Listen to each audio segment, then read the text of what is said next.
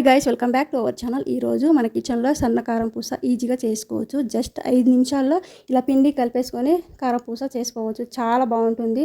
మనం ఎంత తిన్నా అస్సలు బోర్ కొట్టని ఈ కారం పూస టేస్ట్ చాలా బాగుంటుంది. ఇలా చేసామంటే జస్ట్ 2 మినిట్లో ఈజీగా చేసుకోవచ్చు. మన కిచెన్లో ఈజీగా చేసుకోగలిగే ఈ కారం పూస రెసిపీ నూనె అయితే అస్సలు పీల్చుకోవద్దు. చాలా బాగుంటుంది. కారం పూస చేయడానికి ఎక్కువ ఇంగ్రీడియంట్స్ ఏం అవసరం లేదు. ఓన్లీ 5-6 ఇంగ్రీడియంట్స్ ఉంటే చాలు, ఈజీగా చేసుకోవచ్చు. శనగపిండి, బియ్యం పిండి, వాము పొడి, పసుపు, ఉప్పు, కారం, గోరువెచ్చని వాటర్ ఇవంతా వేసేసుకొని ఈ విధంగా కలిపేసుకొని ఇలా మిషన్లో కొంచెం ఆయిల్ అప్లై చేసేసుకొని మనం కలిపి పెట్టుకున్న పిండిలు ఇందులో కొంచెం కొంచెం వేసుకుంటూ మురుకులు చేయడం ఈజీ. అంతే. డీప్ ఫ్రైకి సరిపడా ఆయిల్ వేసేసుకొని మురుకులు అందులో వేసుకోవడమే.